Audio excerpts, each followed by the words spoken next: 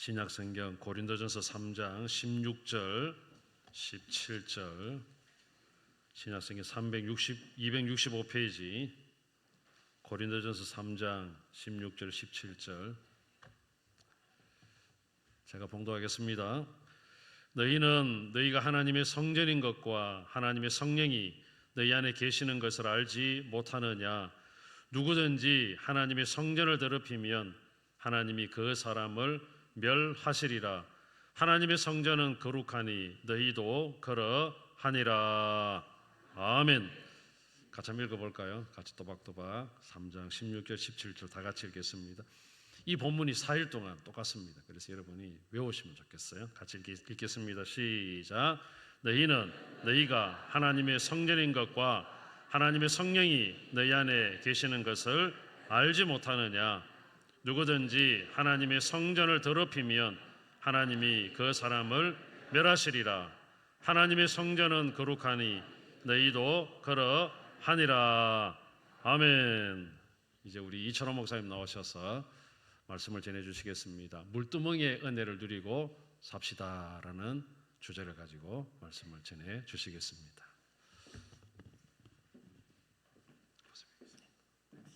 할렐루야. 네, 주님 안에서 이렇게 만나 뵙게 돼서 반갑습니다. 이제 주일 오후 예배까지 4번에 걸쳐서 말씀을 나누게 되는데요. 이번에 그 말씀의 주제는 성전의 은혜, 회복하고 살자라는 큰 주제 속에서 말씀을 나누게 됩니다. PPT 좀 부탁할까요? 여러분 저건 이제 성막이죠. 광야에 있었던 성막입니다. 그리고 이제 여러분이 잘 아시는 것처럼 솔로몬 왕 때 성전을 짓죠. 성전을 짓습니다. 그리고 이제 성전 안에는 성막에 있었던 기명, 번제단, 물두멍, 그리고 이제 성소에 들어가면 오른쪽에 진설병상, 왼쪽에는 촛대, 그리고 이제 그 지성소 휘장이 있고 그 앞에 향을 피우는 향단, 그리고 이제 휘장이 있고 그 휘장 안에를 우리는 지성소라 그래요. 그 안에는 이제 모세가 받았던 율법 두 돌비, 십계명을 기록한 돌비와 모세와 아론 때 받았던 그 만나, 광야에서 받았던 만나를 담아놓은 항아리가 있죠. 그것을 둔 이제 법궤가 안에 있습니다. 그걸 지성소라 그래요. 지성소라 그러고 그곳에는 이제 대제사장이 1년에 한 번 들어가요. 지성소는 성소에는 제사장이 매일 들어가요. 매일 들어가고 그 휘장이 친 그 안쪽 지성소라고 하는 데는 대제사장이 1년에 한 번 이스라엘 민족 전체의 죄를 속죄하기 위해서 피를 가지고 들어가는 지성소가 있습니다. 그러니까 성전은 저렇게 마당이 있고 마당에는 이제 번제를 드리는 번제단이 있고 그 옆에 물두멍, 물을 담아놓은 물두멍이 있어요. 그리고 이제 그 뒤에 이제 이렇게 천막으로 된 성소가 있는데 그 안에는 성소와 지성소 이렇게 나뉘어진다 그 말이에요. 자, 그러면 그 성소는 무엇을 의미하는가? 성소는 무엇을 의미하는가? 이제 우리가 그걸 먼저 생각해 봐야 되겠죠. 자, 오늘 본문은 보니까 너희는 성전이다 이렇게 말씀해. 저와 여러분이 뭐라고요? 근데 이제 누가 거하시는? 성령 하나님이 거하시는 성전이다 그런다. 그러면 구약 시대 저 성막 그리고 솔로몬 왕이 지은 성전은 무엇을 의미하는가 그 말이죠. 무엇을 의미하는가? 이제 우리가 그걸 잘 알아야 돼요. 이게 작동이 켜진 건가요? 켜졌는데 어디를 향해서 해야 됩니까? 됐네요. 자, 성전이라고 하는 것은 무엇인가? 우리가 성막을 지성소로 나눈다고 그랬잖아요. 그 지성소 앞에 휘장이 있고 그 앞에 향단이 있죠. 향단이 있는데 그 향단을 그 지성소를 뭐라고 설명하냐면 이 향단을 휘장 밖에 두라. 근데 그 지성소는 그 속죄소는 뭐 한다다? 어떤 곳이다? 내가 너와 만날 곳이다 그래요. 다시 말해서 지성소, 대제사장이 1년에 한 번 들어가는 지성소는 하나님이 임재해 계시는, 임재를 상징해. 그래서 하나님과 우리가 만나는 장소다, 그렇게 표현한단 말이죠. 그러니까 성전은 뭐예요? 성전은 다시 좀 이게 잘 작동이 안 되네요. 다시 앞으로 좀 넘어가 주세요. 앞으로 넘어가 보시면 앞으로 그림. 여러분, 저 성막을 중심으로 12지파가 광야 생활하는 거예요. 그래서 동서남북으로 3지파씩, 지파가 사면으로 진을 치고 숙박을 하고 가는 겁니다. 그러면 왜 저 성전을 중심으로 12지파가 진을 쳤죠? 그 의미가 뭐예요? 성전은 뭘 상징한다고요? 하나님의 임재, 하나님이 우리 가운데 거하신다 표예요. 그러니까 백성들이 12지파가 성막을 보호하기 위해서 진을 치고 있는 게 아니라 12지파 한가운데 거하시는 하나님. 아멘. 그래서 성전은 뭘 상징한다고요? 우리 가운데 거하시는 하나님을 의미한단 말이죠. 하나님을 의미해요. 그래서 히브리서 9장 8절 12절에 가보면 이 성막에 대해서 이야기를 하면서 그것은 현재까지 비유다, 상징이다, 그렇게 말을 해요. 그래서 성막에서 드려지는 그 제사, 제도, 모든 것은 다 앞으로 개혁될 때, 다시 말해서 예수 그리스도가 오셔서 십자가의 죽으심으로 완성할 대속죄, 그 속죄를 상징하는 예표, 그림자다, 그렇게 설명을 해요. 아멘. 자, 그러면 이제 여러분들이 이제 이게 이래서 이거 제가 직접 해야 되는데, 넘겨주세요. 자, 그 다음 거 넘겨주세요. 이게 잘 안 돼서 미안해요. 오케이, 이제 되네요. 오케이, 됐습니다. 자, 고맙습니다. 그래서 성전이라고 하는 것은 내 백성 이스라엘 가운데 내가 거하며, 그래요. 저 밑에 성전을 의미할 때 내가 내 백성 가운데 거하는 거다, 그렇게 표현한단 말이죠. 그리고 구약에는 백성 가운데 거하시는 하나님을 성막으로 그림자, 예표로 보여주셨는데 실제가 누구라고요? 예수님이야, 실제가. 아멘. 그래서 우리 가운데 거하기 위해서 오신 분이 예수님이란 말이죠. 그래서 마태복음 1장 23절, 보라 처녀가 잉태하여 아들을 낳을 것이요 그 이름을 임마누엘이라 하리니, 그를 번역하면 뭐라고 그래? 임마누엘이라는 뜻이 우리와 함께 계신다, 우리 가운데 거하기 위해서 오셨다, 그 말이죠. 아멘. 자, 그러면 우리 가운데 거하기 위해서 오셨어요. 자, 여기 보니까 이제는 예수님이 우리 가운데 거하시다 부활 승천하셨단 말이에요. 지금 예수님이 어디 계세요? 하늘 보좌에 계시죠. 그러면 신약 시대, 은혜 시대에는 우리 가운데 거하시는 하나님이 어떻게 우리 가운데 거하신다고요? 이제는 성령 하나님께서 우리 마음 안에 거하시는 거예요. 믿으시면 아멘. 이게 이제 성전의 역사란 말이죠. 그래서 구약에는 성막, 성전을 통해서 우리 가운데 거하시는 하나님을 그림자, 예표로 보여주셨고, 예수님이 직접 오셔서 우리 가운데 거하시는 하나님을 직접 보여주셨다고요. 그러나 이제 승천하신 다음부터는 성령 하나님께서 우리 가운데 거하시는 거예요. 믿으시면 아멘. 근데 성령 하나님이 이제 여기 본당 강대상에 거하세요? 그럼 내가 신발 신고 올라오면 안 되죠. 그렇죠? 성령 하나님이 여기 거하세요? 예배당에 거하세요? 아니요. 어디 거하신다고? 이제는 은혜 시대에는 저와 여러분의 마음에 거하시는 거예요. 마음. 믿으시면 아멘. 그래서 오늘 본문 3장 16절에 너희가 바로 성전이다. 아멘. 성령이 거하시는 거룩한 성전이다, 그렇게 말씀하는 거예요. 그렇기 때문에 오늘 17절에 이 성전을 더럽히면 된다, 안 된다? 하나님이 거하시는 거룩한 성전이기 때문에 이 성전을 더럽히면 내가 너를 멸할 거다. 조금 섬찟하죠?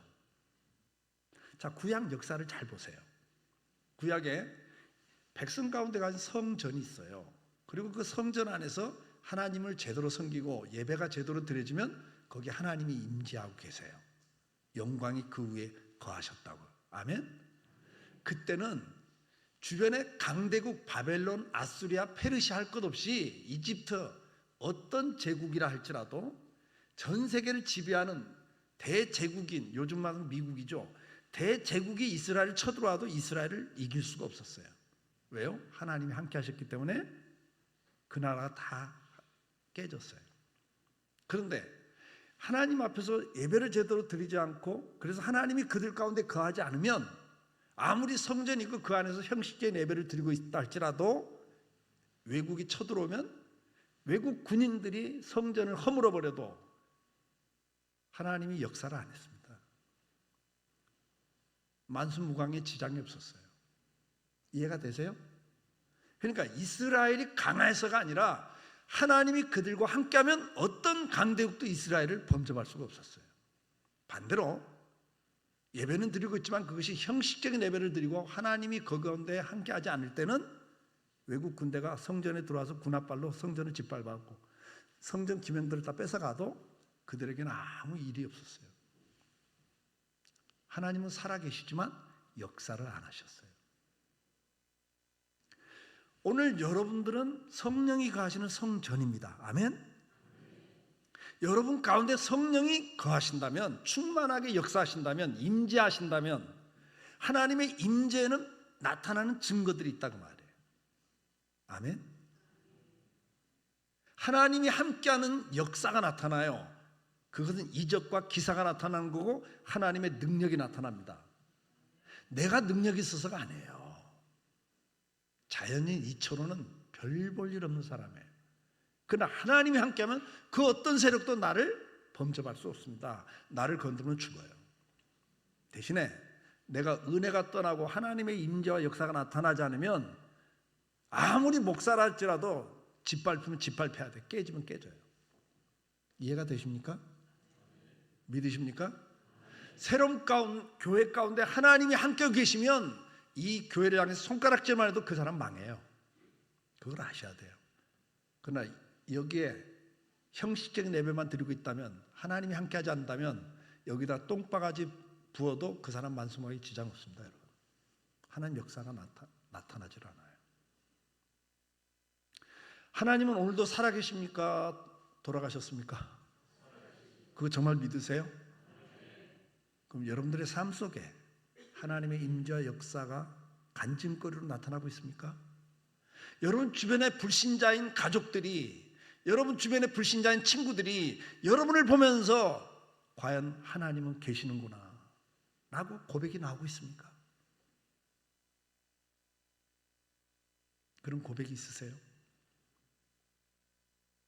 여러분을 보면서 저 사람 보니까 진짜 하나님 계시네. 요셉이 가는 곳마다 하나님이 함께하는 걸 봤다고요. 불신자인 보디발도 봤고. 아멘? 다 봤어요, 여러분. 너는 하나님이 함께하는 사람이다 이랬다고요. 그 고백이 오늘도 저와 여러분의 삶 속에 나타나야 되는 거예요. 그것이 바로 하나님께 영광 돌리는 삶이라는 표현이에요. 그게. 아멘? 우리를 통해서 하나님이 드러나셔야 된단 말이죠. 자, 그러면 이 성전이 어떻게 거룩해지는가가 중요한 거 아니겠어요? 여러분 거룩해지고 싶죠? 아니에요? 관심 없어요? 여러분 거룩해야 한다니까요? 옆에 있는 분에게 한 말씀 하세요. 이왕 믿는 거 하나님의 임재와 역사를 체험하고 삽시다. 간증거리가 있는 삶을 삽시다. 축복의 통로가 됩시다.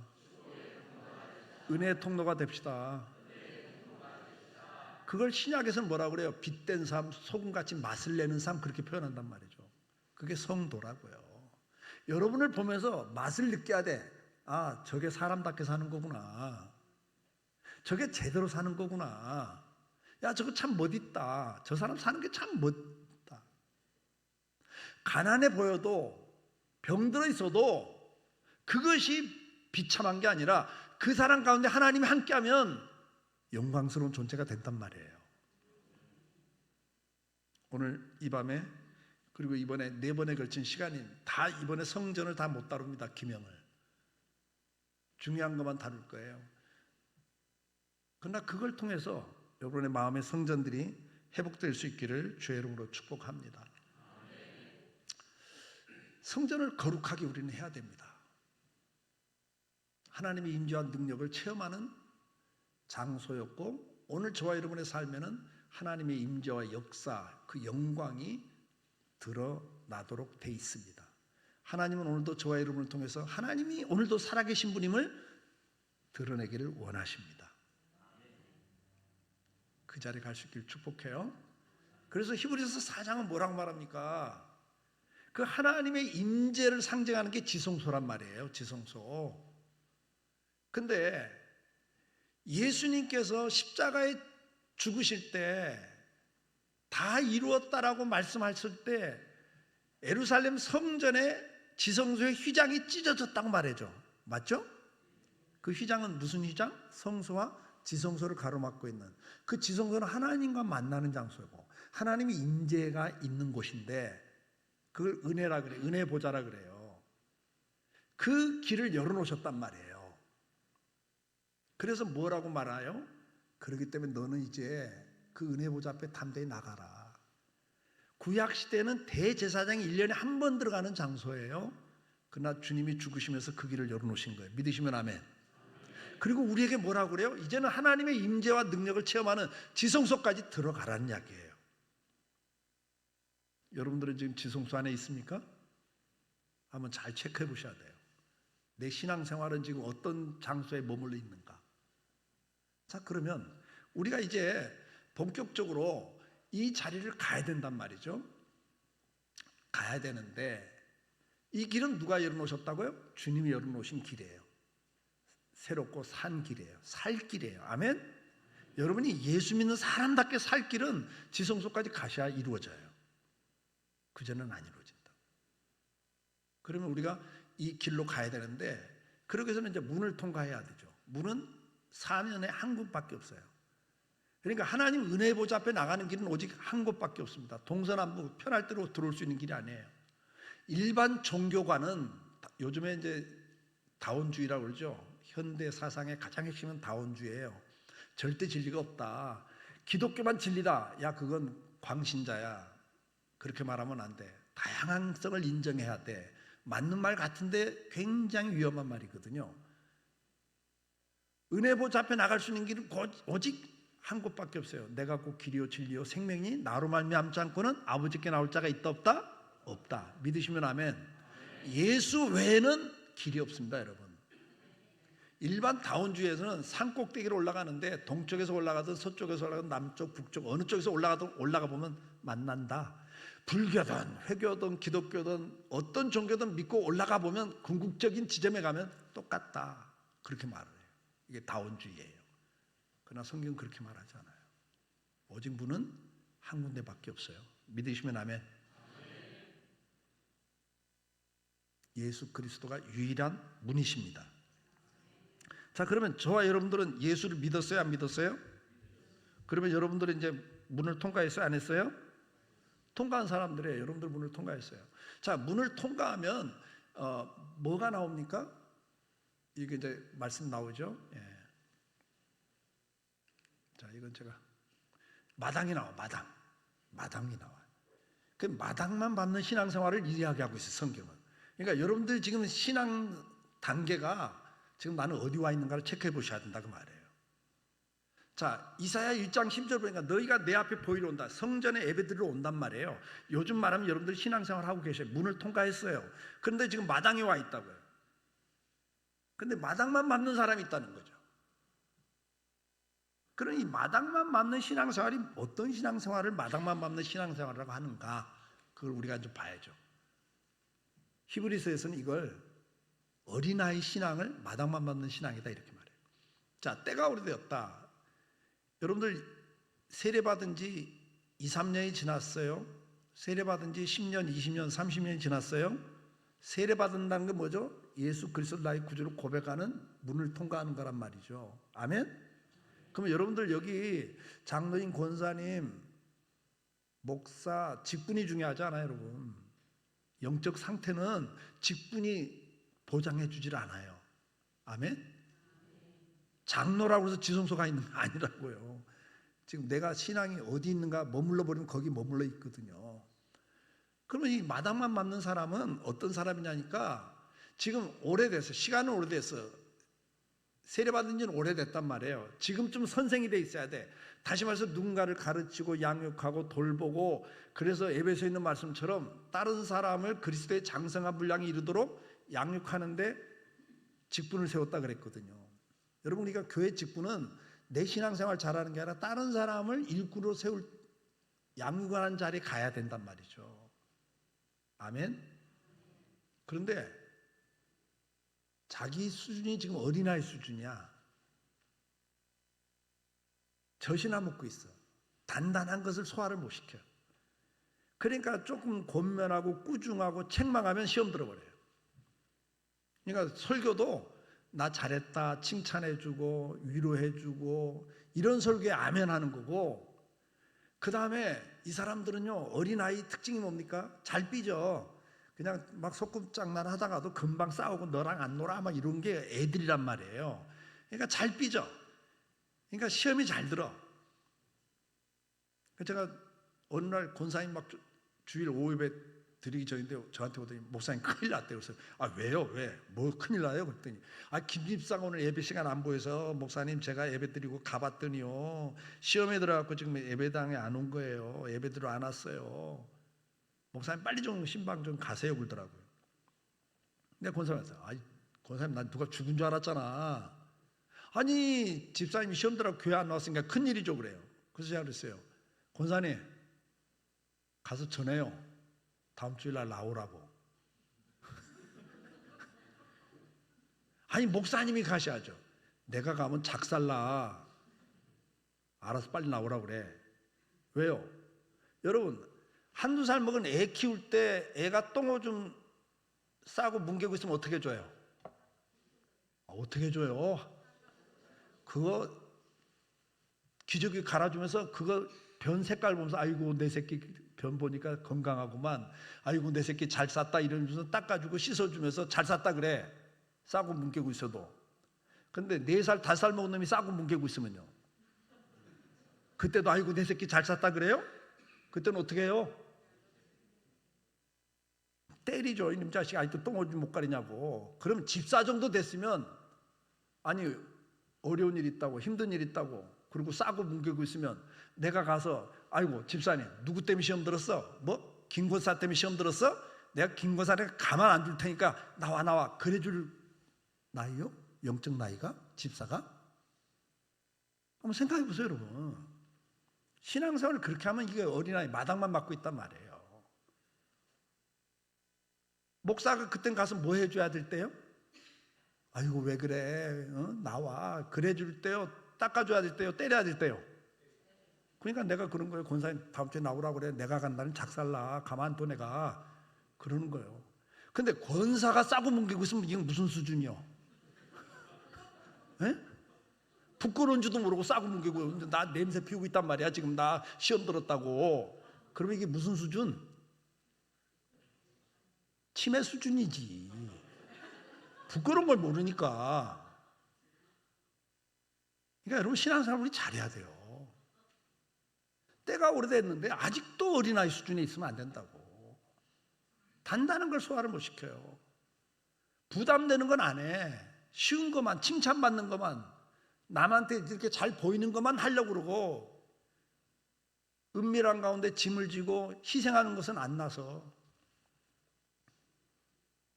알아주면 하고 안 알아주면 잘난 니들끼리 잘해봐 난 이제 안 해. 이래버려. 그냥 직분이고 뭐고 다 소용없어요. 그럼 이게 무슨 수준 지금? 이게 마당만 받고 있는 수준이란 말이에요. 마당만 받고 있는 수준. 자, 이걸 잘 보세요 여러분. 저와 여러분이 해야 될 일은 다른 게 아닙니다. 다른 성도를 온전하게 하고 봉사일을 하게 하고 그리스도의 몸인 교회를 잘 세우는 게 저와 여러분이 해야 될 일입니다. 믿으시면 아멘. 근데 어린아이가 되지 아니하여 사람의 속임수와 간사한 유혹에 빠져 온갖 교훈의 풍조에 밀려 요동치 않게 하려 합니다. 어린아이는 쉽게 요동한단 말이에요. 쉽게 이단한테 빠지고 쉽게 시험에 들고, 이게 어린아이입니다. 이게 우리는 하나님의 자녀로서 고난받는 자리에 가야 된다고까지 말씀을 해요. 아멘? 희생하는 자리에 가는 겁니다. 여러분, 자녀를 잘 키워서 좋은 대학을 나왔어요. 그런데 어느 직장 들어가더니 석 달 만에 그만두고 나와.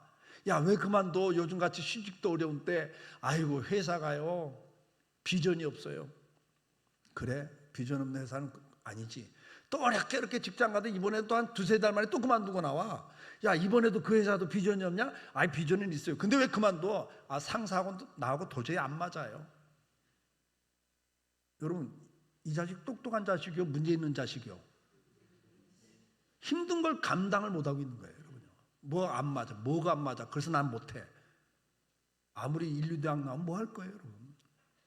그러니까 우리가 신앙생활이 어릴 때 잘 양육을 시켜야 돼, 교회에서. 그러나 장성한 자가 되면 어떻게 해야 돼요? 어떤 어려움이 있어도 자기 몫을 감당해야 이게 성인이라 그 말이에요. 아멘? 여러분들은 지금 신앙이 어떤 상태에 있습니까?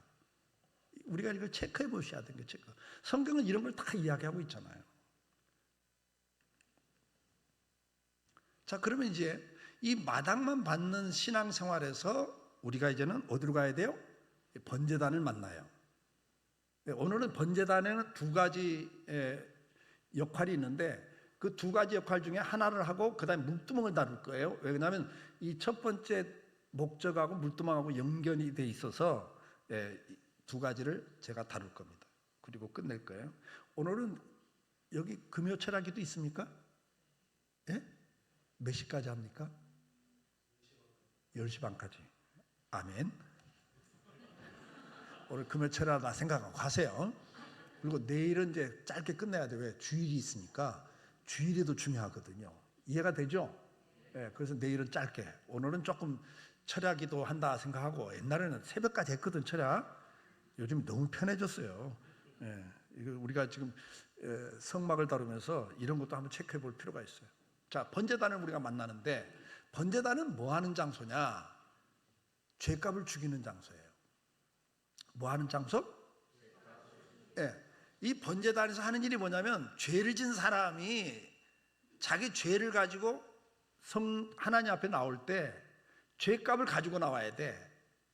속죄제사. 그래서 번제단은 뭐 하는 장소냐? 속죄제, 속건제, 화목제, 소제를 드리는 장소예요. 아멘? 제사를 드리는데, 이 제사를 드린다는 게 뭐냐면 짐승을 잡아 죽여서 드리는 거예요. 그러면 죄를 진 사람은 죄값을 짐승한테 전가시키는 거예요. 그럼 짐승을 끌고 와요. 그 구약 시대는요, 왕이나 귀족은 소를 가지고 왔고요, 일반 서민들은 양을 가져왔어요. 일반 서민들은, 일반인들은, 그 다음에 가난한 과부나 고아들은 비둘기, 새를 가지고 와요. 왜? 그 신분에 따라서, 이제 그 재산 수준에 따라서 부담을 지지 않게끔 주님이 배려를 해 주신 거예요, 구약 시대에는. 아멘? 그러면 이 어떤 거든 생명체를 가지고 와서 그 생명체를 죽여서 피를 흘려서 제사를 드리는 게 번제단이에요. 그러면 이건 이제 신약에 오면 이것이 누구로 되는 거죠? 예? 신약에 오면 이건 누구로요? 예수님의 예수님. 그래서 예수님이 직접 죽어주신 거예요. 아멘? 예수님이 죽어서 우리 죄를 완전히 없앴다고요. 그런데 문제는 뭐냐? 저와 여러분이 여기 좀 이게 안 나온다. 예수님께서 죽어주셨는데, 이제 우리가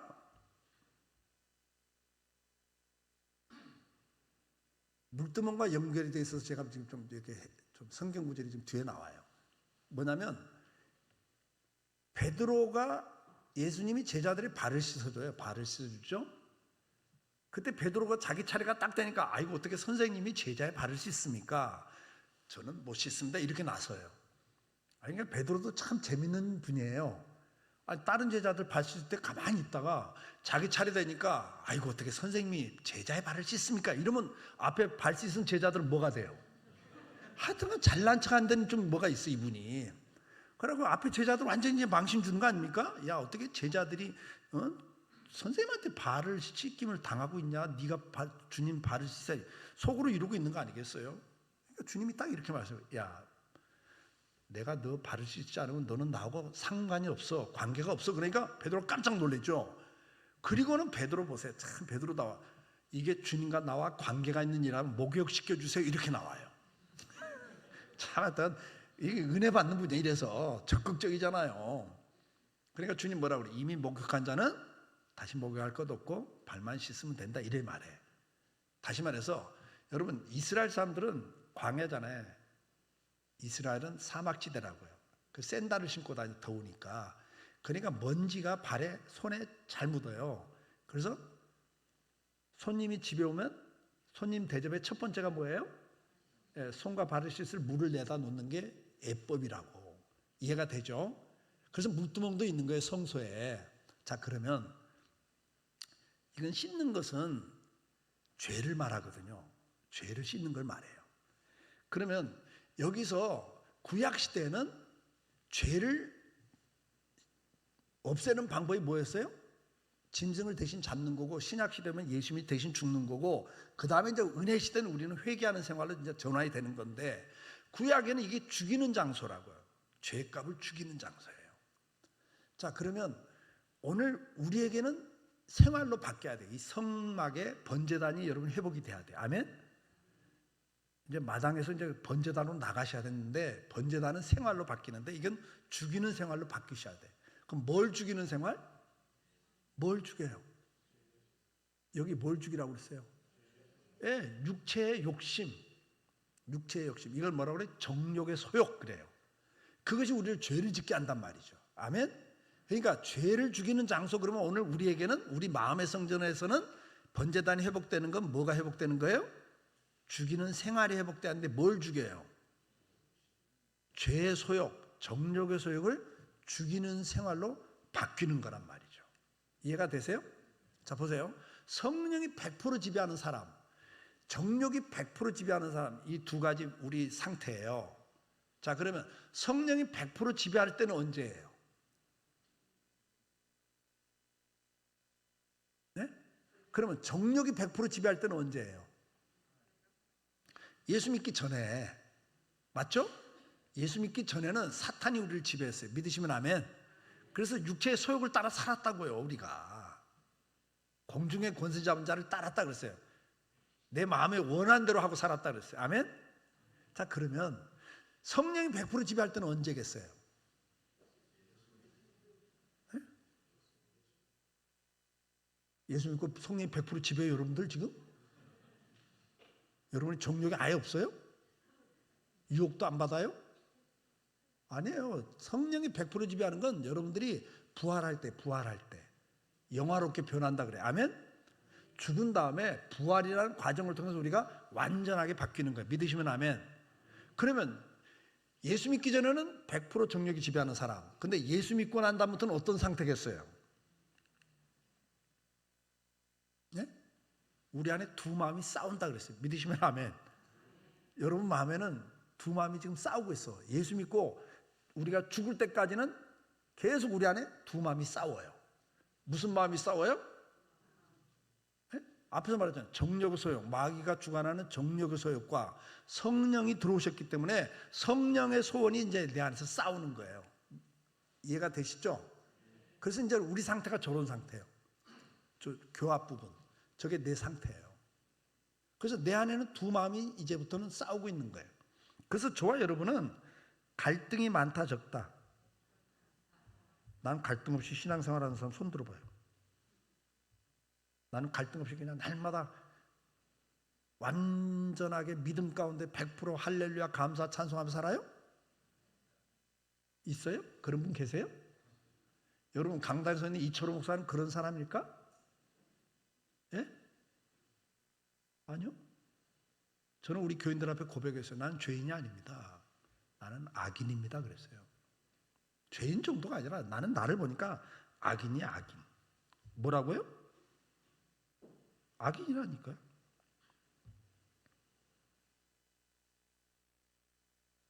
그래서 우리는 이 두 마음이 이제부터 싸우는 게 신앙생활이에요, 여러분. 그것이 신앙생활.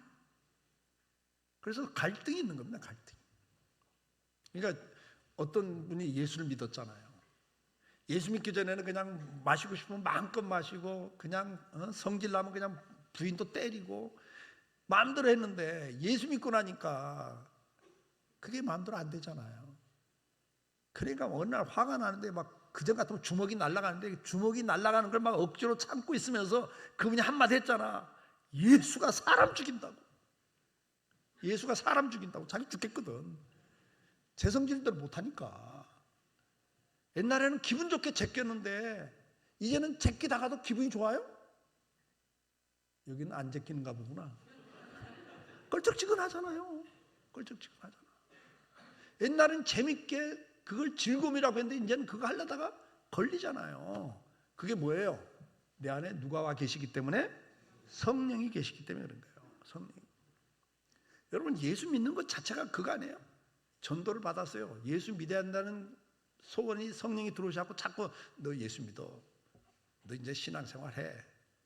그럼 마귀가 가만히 있습니까? 야, 주변에 봐. 예수 믿는 것들 제대로 사는 거 봤냐? 뭐 믿을 만한 구석이 있냐? 네 옆에 있는 권사 봐라. 그 장로 봐라. 얼마나 인색하냐? 야, 싸울 때 봐라. 그런 악다구리가 어디 있냐? 그런 예수를 왜 믿냐? 이런다고요. 그럼 맞아. 아멘. 그러고 이제 안 믿어. 그래도 성령 계속 너 그래도 믿어. 그럼 어느 날 생각이 바뀌어. 그래. 사람 보고 믿는 게 아니라 하나님 보고 믿어야지. 그래서 나 하나님 보고 믿을 거야 하고 그러면 마귀가 그때 항복 그래요?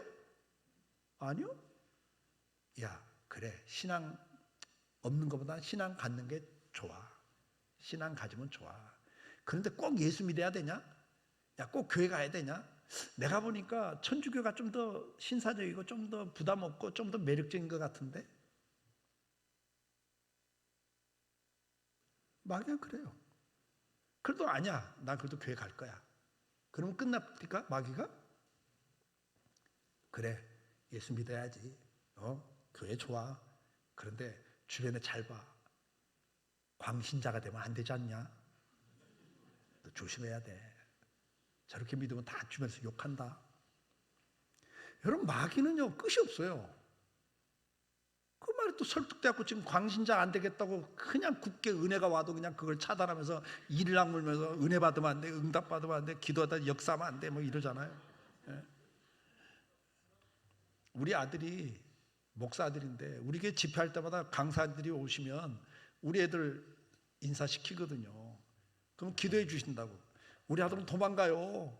목사님 기도하다 목사 내가 그 말 나올까 싶어가지고 막 도망가. 기도도 안 받아. 예. 그런 상태들. 여러분들이 예수 믿고 난 다음에 신앙생활 이제 교회 다니면서 신앙생활하면 그때부터 또 갈등이 시작되죠. 주일 성수 문제 가지고 또 얼마나 오랜 시간을 또 제대로 주일을 지켰다 안 지켰다 나왔다 안 나왔다 하면서 얼마나 많은 갈등을 했습니까? 또 이제 주일 잘 지키는데 그 다음에 11조 갖고 또 할까 말까. 그 다음에 또 하더라도 이제 월정으로 할까 다 할까 뭐 또 적당히 할까 얼마나 많은 갈등이 있어요. 이 동네는 안 그런가 보죠? 우리 동네는 그러던데. 봉사하는 문제 갖고도 직분을 맡을 건가 말 건가 매년 연말 되면 고민하지 않으세요?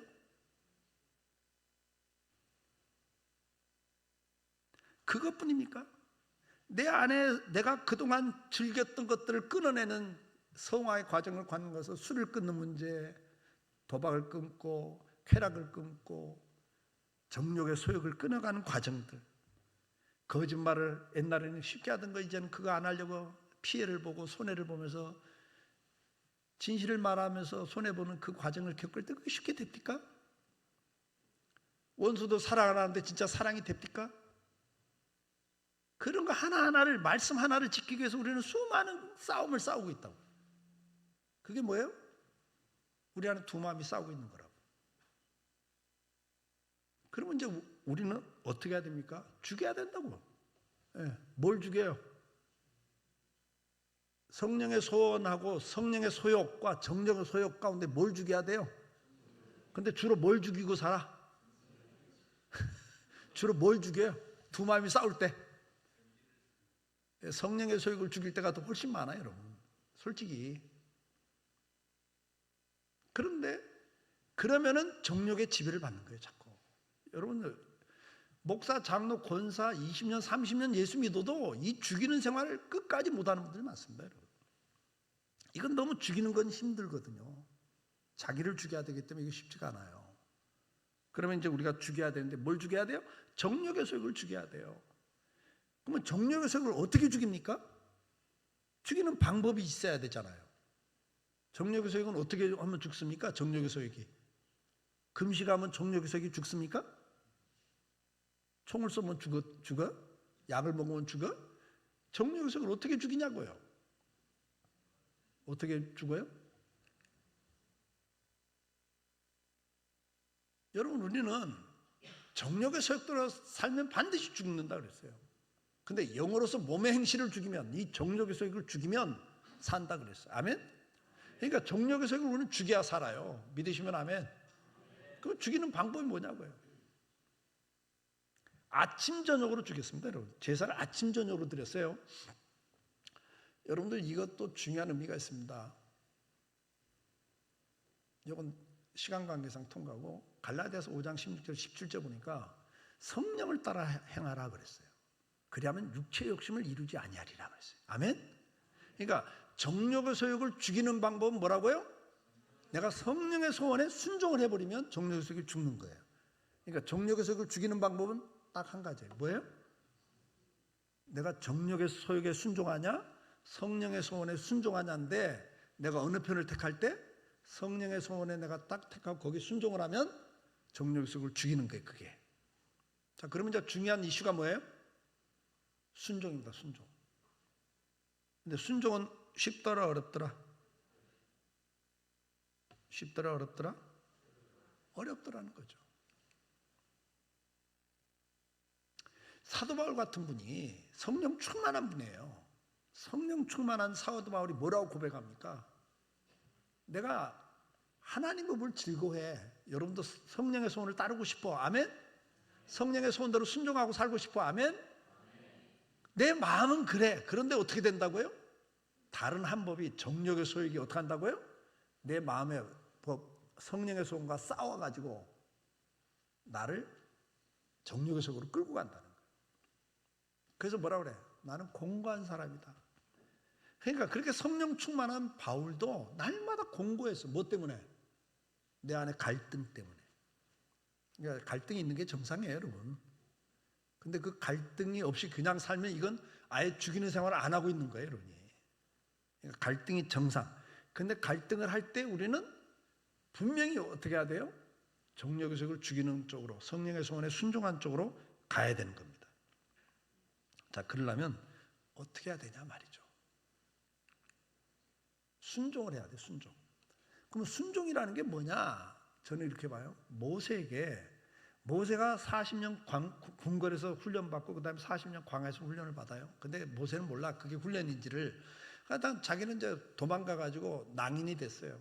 나는 이제 실패한 인생, 처가살이하면서 자기는 양이나 치고 있으면서 자기는 실패한 인생, 그리고 이제 인생을 포기하고 살고 있는데 하나님이, 그때가 하나님 쓰실 때거든요. 자기를 다 내려놓을 때, 겸손할 때 하나님 쓰시거든요. 내가 주님을 위해서 한번 부귀영화를 다, 궁궐의 부귀영화 버리고 내가 노예 계급이 되더라도 고난을 받더라도 주님 나라를 위해 한번 살아보겠습니다. 히브리서에 보면 모세의 신앙이었어. 그게 40세에 내가 하나님의 나라를 위해서, 주님의 영광을 위해서 바로 궁궐의 공주의 아들한 부귀영화를 다 버리고 한번 살아보겠습니다 할 때 하나님 쓰더라? 그때는 안 쓰셔요. 내가 주님을 위해서, 이때는 안 써요.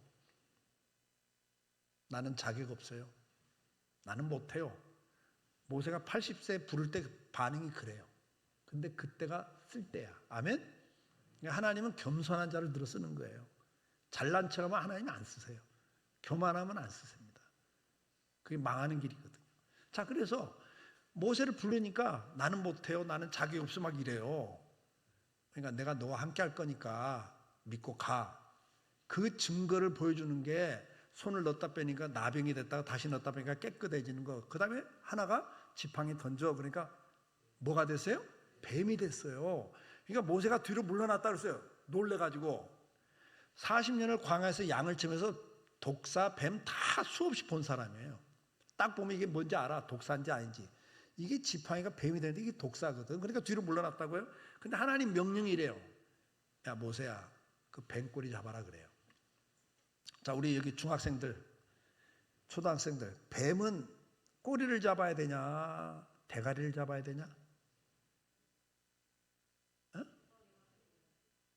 뱀은 꼬리를 잡으면 어떻게 되냐? 확 돌아와서 물어. 그 뱀을 잡을 때는 어떻게 해야 돼? 머리 부분을 눌러서 잡아야 되잖아. 근데 이건 초등학생도 아는 상식이거든요. 근데 하나님 명령이 꼭 이래요. 야 모세야, 뱀 잡아. 그럼 알아서 잡을 텐데 하나님 명령이 꼬리를 잡아 그래요. 내가 모세였으면 아마 이랬을 거예요. 하나님, 이래서 기독교가 요거도 먹어요. 상식도 안 통하는 말씀을 하니까 이게 광신자 소리, 미쳤다 소리 듣는 거예요. 아마 제가 모세였으면 그렇게 따졌을 것 같아. 근데 모세가 그냥 잡습니다, 여러분. 이게 순종이에요. 아멘? 순종이라는 건 내 경험, 지식, 과학적, 의학적, 보편적 진리인 그런 것들보다 하나님 말씀이 더 우선입니다. 이거 하면 죽어. 그래도 하나님 말씀이라면 해보겠습니다. 아멘? 이게 순종이라는 거예요. 자, 그래서 이스라엘 백성들 보세요. 광야 생활 몇 년 합니까? 이스라엘 백성이 40년 해. 근데 하나님께서 바로 가나안 땅으로 안 들여보내고 광야로 집어넣어갖고 몇 년 훈련시킵니까? 원래 훈련은 몇 년 시켜요? 뭐 처음 듣는 이야기처럼 저를 쳐다보시면 어떡하자고. 성경에 보니까 2년 2개월 만에 들어가라 그래요.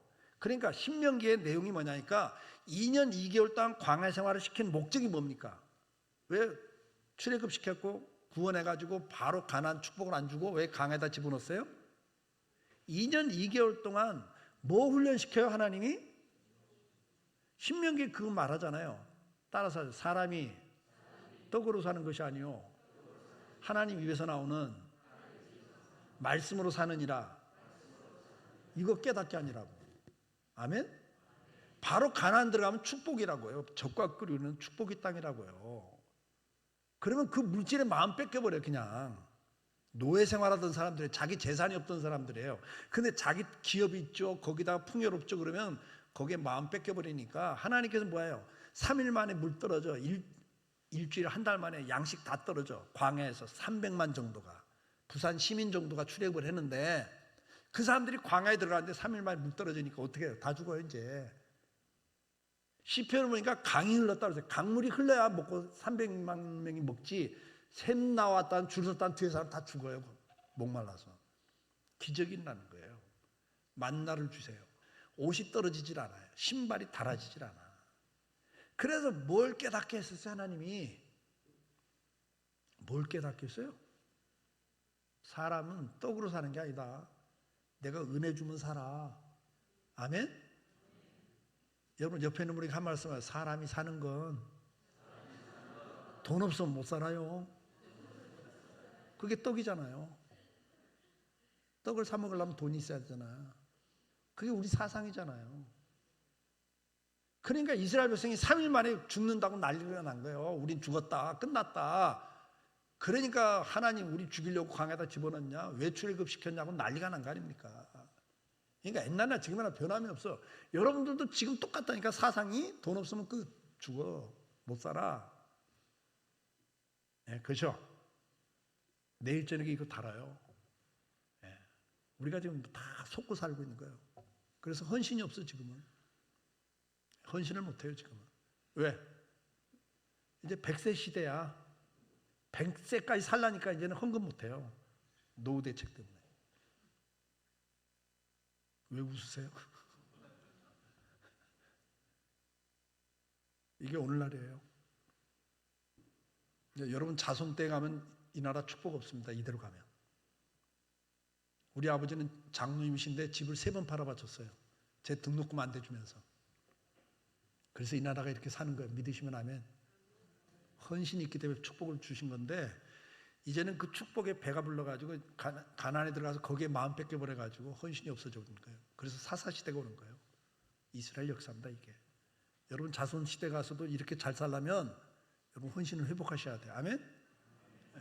근데 원리를 몰라서 못하는 거니까 내일 전에 그 원리를 가르쳐 드릴게요.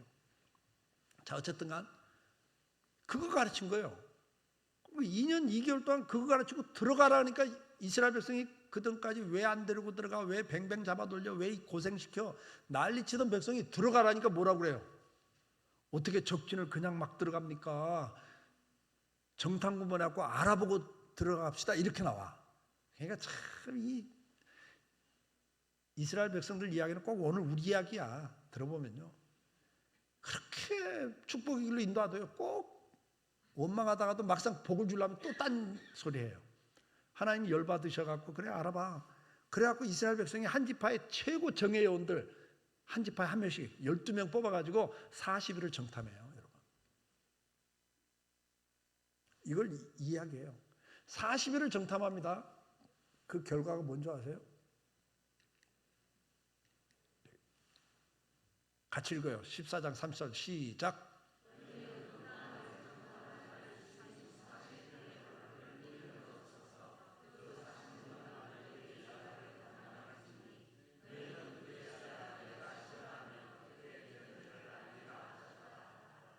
이스라엘 백성이 몇 년 광야 생활했다고요? 40년. 근데 그 이유가 훈련이 40년이 아니고 훈련이 2년 2개월. 나머지 38년은 뭐 때문에 광야를 돌아요? 하루를 1년으로 환산합니다. 들어가라면 안 들어가고 불순종했단 말이에요. 지체에서 40일을 알아봤다고요. 여기 중요한 걸 제가 말씀드리는 거예요. 따라서 지체는 불순종이다. 여기에 수많은 성도가 무너지고 있습니다. 여러분이 왜 은혜 보좌 앞에 오늘도 하나님 살아계신 임재와 체험을 못하냐? 하나님의 능력이 오늘 우리 삶에 왜 안 나타나느냐? 여기 있어요. 순종이 없거든요. 그러면 순종을 안 하는 이유가 뭐냐니까 지체하고 있다고요. 지체. 순종 안 하겠다는 게 아니라 뭐라고요? 지체하는 거예요. 지체. 저희 권사님 한 분 계시는데 이분은 40대에 문 여는 은사가 있어. 아파트 문을 여는 은사가 있어. 다른 사람은 문을 안 열어주는데 이 사람 가면 몇 마디 하면 문을 열어. 그 은사도 대단한 은사예요. 그래서 전도를 잘해. 그래서 제가 집사님 하나님 특별히 은사를 주셨으니까 그거 잘 살려서 새로 아파트 입주하는데 10동에 5층짜리 아파트 10동 입주하는데 한 동에 한 구역을 만들어 봐. 그랬더니 아멘하고 했다고요. 여러분 그걸 해내는 분이에요. 근데 자기 은사를 이제 발견한 거야. 그래갖고 어디로 나갔냐? 예. 화장품 외판원으로 나가더라고. 전국 1등을 해. 문을 잘 열으니까. 그러더니 보험회사에서 스카우트 해갖고요. 막 하와이 여행 다녀오고 막 실적이 좋아가지고 막 이래. 그래 그렇죠. 아니 집사님 그 하나님 준 은사 가지고 주일 좀 해. 왜 전도를 안 하고? 그러니까 저한테 이래요. 목사님 우리 남편 택시 운전 하잖아요. 그래서 두 남매 키우는데 얘들 대학 보내기가 너무 힘들어요. 택시에 갖고는. 목사님 내가 이 두 놈 대학만 졸업시키면 내가 전도하고 주일 할게요. 그러더라고. 둘을 대학 졸업시켰는데 계속 보험을 하고 있어. 아니 이제 그때는 권사가 돼서 권사님 좀 전도 좀 하고 주일 좀 해. 그러니까 목사님 얘들 결혼시키려고 생각해 보니까요. 남편 혼자 보라고는 안 돼요. 애들 두 놈 결혼만 시키면 제가 할게요. 그랬어요. 아니 딸 아들 다 결혼시키는데 계속 안 해. 그래서 이제 권사님 왜 안 해? 계속. 그러니까 목사님 딸내미가요 애 좀 봐달래요. 어느 날 애 보다가 나이 들었고 애 보다가 과로해갖고 구하나사가 왔어. 구하나사 오니까 그때서 아이고 내가 주일 안 하고 이런 짓 하니까 하나님께서 나를 쳤나 보다. 또 그렇게 해석을 하시고 내 앞에 오더니 목사님 제가 지금부터라도 전도하랍니다 막 이래. 내가 뭐라고 그랬겠어요? 그래 건강할 때는 안 하고 입 삐뚤어져 가지고 그리고 전도 다니면 전도가 잘 되겠다. 제가 그렇게 이야기했어요. 속으로. 어떻게 대놓고 이야기를 해요. 속으로 했지. 속상하더라고. 예? 여러분, 마귀가 마지막 내놓는 카드가 뭔지 아세요? 지체라는 카드예요. 하지 말라고. 처음에는요, 내가 뭐 성령께서 이거 해라 그러면 여러분 순종하려고 할 때 마귀가 반대합니다. 예를 들어서 이런 거예요. 야, 너 새벽 기도해. 성령께서 그러잖아요. 새벽 기도해라. 정력이 뭐라고 그래요? 야, 요즘같이 불경기에 가서 열심히 직장 생활해도 지금 될까 말까인데 너 새벽 기도하다가 피곤해갖고 가서 졸고 와 있으면 너 구조조정 1순위다. 너 지금은 열심히 일할 때야. 그러면 항상 이 미스터 사탄의 말이 더 매혹적이거든. 거기다 아멘하고 차. 근데 성령께서도 또 야, 그래도 힘들 때고 어려울 때니까 기도해야지. 그래서 맞아, 기도해야지. 갈등 두 마음이 싸우다가 결정을 내렸어요. 내가 이제 새벽기도 나갈 거야. 그럼 마귀가 항복 그래요? 마귀가 꼭 물어봐요. 오늘이 며칠이냐 그래. 오늘이 며칠? 5월 30일. 야, 새 마음 새 뜻 6월 1일부터. 요게 다 나가 그냥. 예? 조금 있다가 하지 말라고, 처음에는 하지 말라고 그래. 근데 싸우다가 난 그래도 할 거야 하고 하면 그때는 말이 딱 바뀌어요.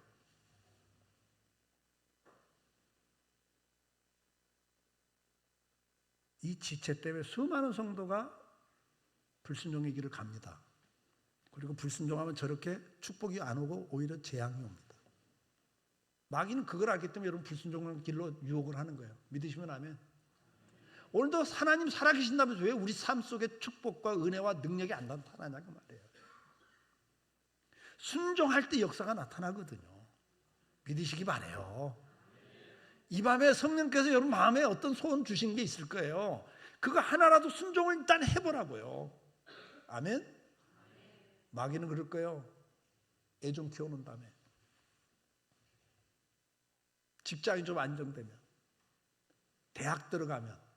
아니, 고등학교 때 못한 놈이 대학 가면 더 자유로운데 하겠어요? 속지 마세요, 여러분. 죽이는 생활을 회복할 수 있기를 주의 이름으로 축복합니다. 지체가 우리를 망하게 합니다. 지금 뭘 지체하고 계십니까? 마귀에게 속고 계시는 겁니다. 즉각적 순종을 하시길 축복합니다. 우리 부목사님이 어느 날 저한테 그래. 목사님, 김 집사님, 목사님 좀 꼭 뵙자고 그래요. 뵙고 싶어 해요. 그래서 왜 무슨 일이 있어? 그랬더니 아니요, 뭐 헌금을 좀 하려고 그러는 것 같아요. 그러더라고요. 그래서 내가 아니 집사님이 헌금하려면 주일날 하면 됐지 왜 꼭 나를 만나서 헌금을 하려고 그래? 아, 그래도 목사님 뵙고 싶어 해요. 그럼 뭐 어떻게 해요? 오시라고 그래. 그러고 오셨어요. 사무실에 들어오면서 아이고 목사님 바쁘신데 죄송합니다. 아니 알면서 왜 그래? 속으로. 어떻게 대놓고 그래요. 속으로. 저도 교양이 있거든요. 속으로 그랬죠. 알면서 뭘 꼭 이렇게 집사님이 헌금을 가지고 꼭 이렇게 생생을 내냐 나한테. 앉으세요. 그때 앉아요. 어쩐 일이세요? 그랬더니 목사님 제가요 화요일날 적금을 탔어요. 그런데요. 아, 적금을 타고 딱 나오는데 이거 헌금하라는 마음을 딱 주시잖아요. 그냥 속으로 아 그럼 주일날 하면 됐지 꼭 이렇게 갖고 와 생색을 내냐 왜? 그런데 이런 말이에요. 목사님 그런데요. 제가 주일날까지 기다렸다가요 내 마음이 바뀔 것 같아요. 헌금 못할 것 같아요. 끝나고 평일날 헌금하면 늦자니 이게 목돈인데 불안하고요. 그래서 할 수 없이 목사님 뵙자고 그랬습니다. 아, 그 말을 들으면서 내가 속으로 얼마나 미안하던지. 예. 여러분 그분이 지혜로운 분이에요. 맞죠? 그 말이 맞아. 그거 주일날 갖고 가서 해야지 하고 주일날까지 기다리면 무슨 일이 생겨요? 급한 일 생기거든요. 예.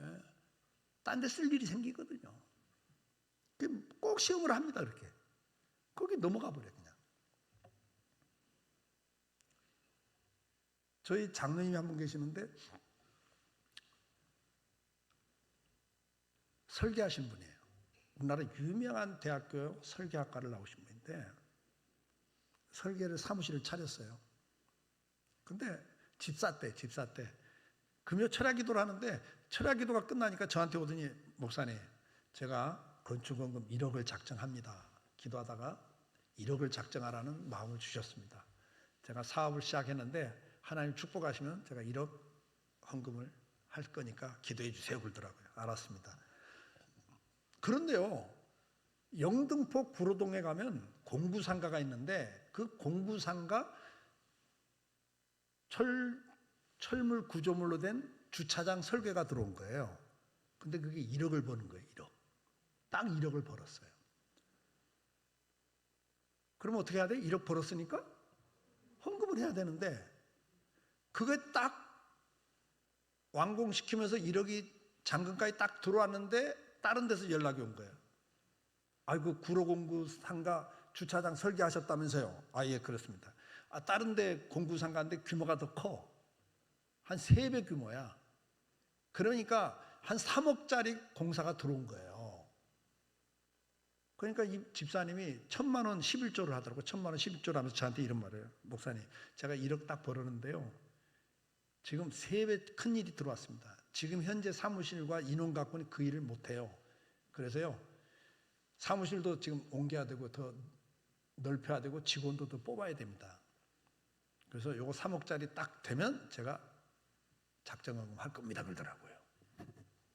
그 작정금 했을까 못했을까? 못해요 여러분요. 죄송하지만 그 장로님 되셨는데 지금까지 풀리질 않아요 그분이. 참 무섭습니다 여러분. 순종을 하나님이 원하시는 거예요. 아멘? 1억 작정금 1억 딱 그게 하나님 테스트하는 거거든. 내가 너한테 줄 때 너 할 수 있으면 더 큰 걸 맡기는 거예요. 이해가 되시죠? 근데 요것도 못해? 그러면 더 큰 걸 맡기면 사고 칠 사람이니까 안 주는 거야 하나님이. 사랑하니까, 타락하니까. 그 원리를 잘 아셔야 돼요. 하나님이 돈이 없어 여러분들한테 돈을 요구하는 게 아니에요. 여러분 은혜 주시고 복을 주시려면 그걸 받을 그릇을 만드셔야 되거든. 아멘? 그래서 훈련을 시킨다고요. 테스트를 해본단 말이죠. 근데 이분이 거기에 딱 그걸 감당을 못한 거예요. 더 큰 게 딱 들어오니까 이거 해서 하겠다. 끝나버리더라고요. 그거 했는데 뭐 공사가 문제가 생기고 뭐 하면서 제대로 안 돼버렸더라고요. 그래갖고 끝내는 그 돈을 못 벌어버리더라고요. 그리고는 그 다음부터 풀리질 않아. 한 20년 동안 안 풀리고 끝내는 은퇴하셨어요. 참 제가 보면서 너무 안타깝더라고요. 너무 안타까워요. 이런 간증거리가 잘 되는 집 간증거리, 안 되는 집 간증거리가 참 많습니다, 여러분. 네. 자, 어쨌든 간.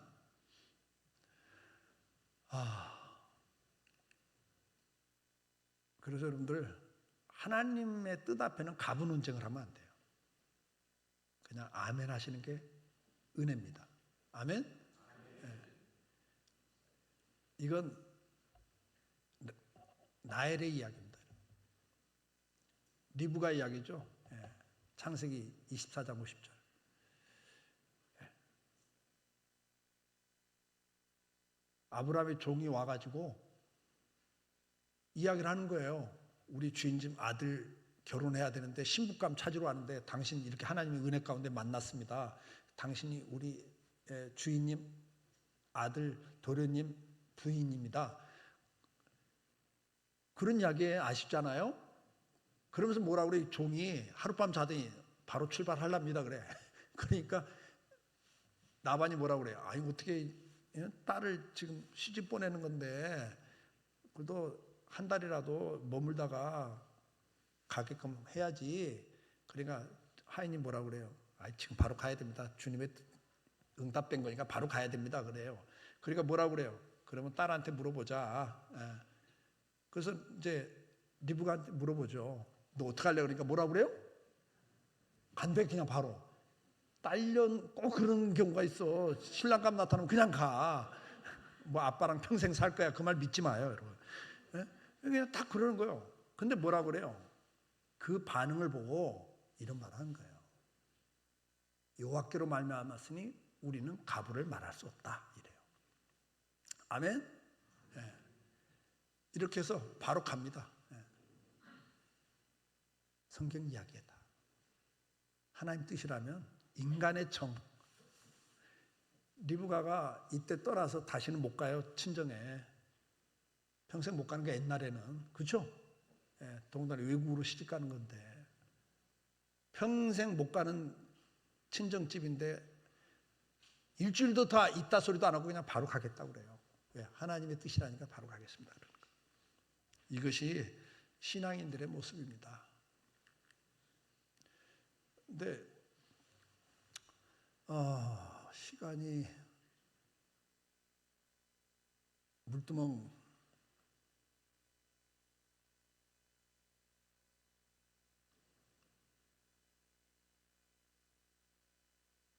(9시 20분인데) 끝내야 되겠죠? 끝내야 되겠죠? 우리 학생들 피곤해 보여. 또 이렇게 있어주니까 고맙다. 너희 때문에 내가 힘이 난다 지금. 근데 내일 저녁 꼭 들어라. 내일 저녁이 진짜 중요한 거야. 너희들 앞으로 평생 잘 살려면 내일 저녁 말씀 꼭 들어야 돼. 복 받는 비결이 내일 저녁 나오거든. 근데 너희들 잘 돼야 될 거 아니냐, 그렇지? 그냥 적당히 살다 갈래? 이러고 살다 그냥 갈래? 하나님 손에 붙잡힌 사람들은 아브라함, 이삭, 야곱, 요셉 대를 이어내려가면서 더 거부가 됐어. 총리까지 돼. 애굽 대제국의 총리까지가 요셉은 4대 만에. 너희 부모 세대보다 너희가 더 잘 되는 게 하나님 뜻이야. 믿으시면 아멘? 아멘? 나라와 민족 앞에 하나님 앞에 능력 있는 사람들이 되기를 원하세요. 주님은. 흙수저가 중요한 게 아니라 여러분 누구 자녀? 정신 똑바로 차리고 누구 자녀? 하나님의 자녀면 흙수저냐 은수저냐 금수저냐? 금수저도 아니야. 다이아몬드지. 그걸 알아야 돼. 그러니까 하나님 자녀면 하나님 아버지를 딱 붙잡아야 돼. 아멘? 하나님 아버지만 제대로 딱 붙잡으면 여러분들 인생은 달라져 버려. 어떤 집안이냐가 중요하지 않아. 어떤 학벌이냐가 중요하지 않아. 알겠지? 아멘? 정신 딱 차리고 하나님 말씀 딱 듣고 그대로 딱 말씀 믿고 순종하면 역사가 나타나. 그게 요셉의 이야기고 다니엘의 이야기고 다 성경 이야기야. 그런 이야기들이야. 아멘? 목동 양치던 애가 아버지도 인정 안 했어. 다윗은. 왕감이 누구냐 안수 주겠다고 그럴 때 다윗은 저 빼놓고 다른 아들만 다 내보냈다고 선지자 앞에. 다윗은 그 시절에 음악 좋아하고 시 쓰고 이랬던 애야. 요즘엔 그래도 그게 스타가 되지만 옛날에는 남자가 시 쓴다 뭐 음악 한다 그러면 어떻게 됐어? 사람 취급도 안 했다 옛날에는. 그러니까 다윗이 그런 쪽에 은사가 있으니까 아버지도 얘는 왕감이 아니라고 봤어. 근데 하나님은 다윗을 썼잖아. 아멘? 하나님 마음에 합했다 그래서 다윗이 골리앗 앞에 나가잖아. 하나님 이름 걸고 그 믿음으로 가니까 하나님 축복을 하는 거야. 알았지? 내일 저녁에 좀 제대로 듣고 여러분 인생이 바뀌길 축복해요. 묵두멍 내일 하겠습니다. 시간 이러면 주일날 오후까지 못 가는데 그래도 더 하는 건 아닌 것 같아요. 저도 눈치가 있어가지고 여러분 말씀을 좀 정리하겠습니다. 자, 여러분들은 성령이 가시는 거룩한 성전입니다. 성전은 거룩해야 됩니다. 거룩하면 하나님의 임재와 역사가 나타납니다. 여러분을 통해서 하나님의 능력이 나타납니다. 역사가 바뀝니다. 여러분 자녀들의 인생이 바뀝니다. 아멘? 그런데 우리가 제대로 안 살면 이스라엘 백성들이 40일을 정탐한 것 때문에 40년 광야 생활하면서 그 다음 구절에 보면 그 자녀들이 40년 같이 고생했다고 기록을 하고 있어요. 여기 부모님들만 옆에 있는 분에게 말씀하세요. 부모 노릇 잘합시다. 아멘? 우리가 축복의 길을 가면 자녀들이 축복의 길을 가는 것 같이. 근데 여러분들이 저주의 길을 가버리면 고난의 길을 가면요 자녀들이 같이 고생을 해버리는 거예요. 40년을. 그러니까 우리가 신앙생활 잘하는 게 큰 은혜입니다. 저는 소원이 하나 있습니다. 다윗의 축복을 달라고 기도하고 있습니다. 저는 다윗의 축복. 다윗은 어떤 축복을 받았습니까? 하나님 앞에 그래도 회개하면서 믿음 안에 사니까 하나님 축복하는데 뭐라고 축복합니까? 북쪽 이스라엘 왕조는요 4대가 넘어가는 왕조가 없어요. 음란하고 우상 숭배하면 그냥 죽이고 구태타게 나서 왕을 죽이고 딴 사람이 왕이 돼. 4대까지 가면 잘 가는 거예요. 당대 막 한 달 만에 죽기도 하고 막 그래. 왕들을 바꿔버려요 하나님이. 근데 남쪽 유다 왕조는 어떻게 해요? 24대가 내려가요. 24대가 우상 숭배하고 음란해도 하나님이 죽여도 그 아들을 왕으로 세워줘요. 그래서 뭐라고 그래요? 내가 다윗과 맺은 언약을 기억하면서 그렇게 말해요. 아멘? 그러니까 다윗을 생각하면서 24대를 축복하더라고요. 그래서 저는 기도해요. 하나님, 저도 다윗의 축복을 주세요. 저로 말미암아 내 자녀들이 24대 축복받는 축복의 조상이 되게 해주세요. 아멘? 이왕 신앙생활한 거 그렇게 하다 갑시다. 축복의 통로가 되고 은혜의 통로가 돼야 되지 않겠어요? 저는 4대째 믿고 있습니다. 우리 아버지가 집 3번 팔아바쳤다고 그랬죠. 그 축복 간직거리가 너무 많아요. 저도 열심히 심고 삽니다. 내 자녀들이 하나님의 은혜와 축복을 누리고 삽니다. 저는 내다보고 있어요. 더 잘 될 거라고. 아멘? 우리는 이왕 하나님을 믿는데 그 하나님이 주는 은혜 마음껏 누리다 가야죠. 그 축복 마음껏 누리다 가야죠. 아멘? 선한 욕심을 가지세요. 이번에 그 은혜도 회복되길 축복해요. 자, 끝났다. 우리는 성전 거룩해야 된다. 거룩하려면 어떻게 한다? 마다만 받는 신앙생활에서는 안 된다. 이제는 은혜 보좌까지 나가야 된다. 그러기 위해서는 먼저 뭐가 회복돼야 된다? 번제단이 회복돼야 된다. 번제단 가운데 첫째, 속죄의 제사를 드리는 제단이 회복돼야 된다. 그것은 죄값을 죽이는 장소. 오늘 내 마음의 성전의 번제단은 뭐가 회복되는 것? 죽이는 생활이 회복돼야 된다. 뭘 죽여야 된다? 정욕의 소욕을 죽여야 된다. 정욕의 소욕을 죽이기 위해서는 어떻게 해야 된다? 성령의 소원에 순종해야 된다. 아멘? 그런데 순종하려고 할 때 마귀가 마지막 내놓는 카드가 뭐다? 지체다. 반대하지 말라 하지 말라다. 마지막 그래도 하겠다고 결단 내리면 마지막 내놓는 카드가 지체. 조금 있다 다음에. 근데 거기에 다 무너진다. 대부분의 성도들. 40일 정탐이 40년 광야 생활로 가버립니다. 여러분 인생 지금도 연단 받는다고 생각하지 마세요. 연단이란 우리를 훈련시키는 건데, 우리 인격을 성숙시키는 건데, 그릇을 만들어주는 건데, 그 연단이 40년씩 가는 연단 없습니다. 2년 3년이면 끝나요.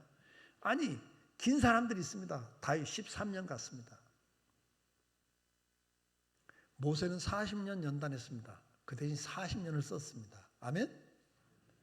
근데 여러분 연단이 무조건 긴다고 이게 하나님 연단이라고만 해석하지 마시고, 내가 불순종해서 이렇게 계속 연단이 되고 있지 않나를 체크해 보실 필요도 있어요. 그렇다면 우리는 빨리 순종의 생활을 회복하는 쪽으로 가셔야 됩니다. 오늘 이 밤에 우리 한 가지라도 붙잡읍시다. 기도하시면서 주님이 여러분 마음에 성령께서 이거 해라 이렇게 해라 라고 소원 주시는 게 근자에 있던 거 하나라도 붙잡으세요. 금년 들어오면서 하나님이 여러분이 주셨던 소원이 있다면 그거 붙잡으세요. 그리고 이 밤에 결단하세요. 주님, 내가 한번 순종해 보겠습니다. 바로 순종해 보겠습니다. 그래서 한번 내 번제단을 회복시켜 보고 싶습니다. 그래서 이 번제단 회복됨으로 하나님 은혜 보좌 앞에 더 그 다음 단계로 나가길 원합니다. 이 기도를 우리 잠깐 하고 오늘 마무리 짓도록 하겠습니다. 우리 한번 다 같이 큰 소리로 주님 부르짖고, 주여든 주님이든 부르짖고 우리 간절히 기도하도록 하겠습니다. 주여, 주여 나를 불쌍히 여기시고 은혜를 베풀어 주시옵소서. 아버지 하나님, 오늘 나는 성령이 거하시는 거룩한 성전입니다. 아버지여, 이 밤에 말씀을 듣습니다. 주여, 깨닫습니다. 내가 마음의 성전임을 깨달았습니다. 성령 하나님이 거하시는 거룩한 성전임을 깨달았습니다. 이 성전을 더럽히면 멸하신다고 그랬습니다. 그러나 성전을 거룩하게 회복하면 하나님의 임재와 역사가 나타나는 간증거리가 있는 은혜의 삶, 축복의 삶을 사는 성도가 된다는 사실을 깨닫습니다. 아버지여, 이 밤에 성전이 회복되기를 원합니다. 내 마음의 거룩한 성전이 회복되기를 원합니다. 주여, 내가 예수 믿고 때가 오르려는데 아직도 마당만 받고 있는 신앙생활하고 있지는 않습니다. 어린 어린아이 같은 신앙생활하고 있지는 않습니까?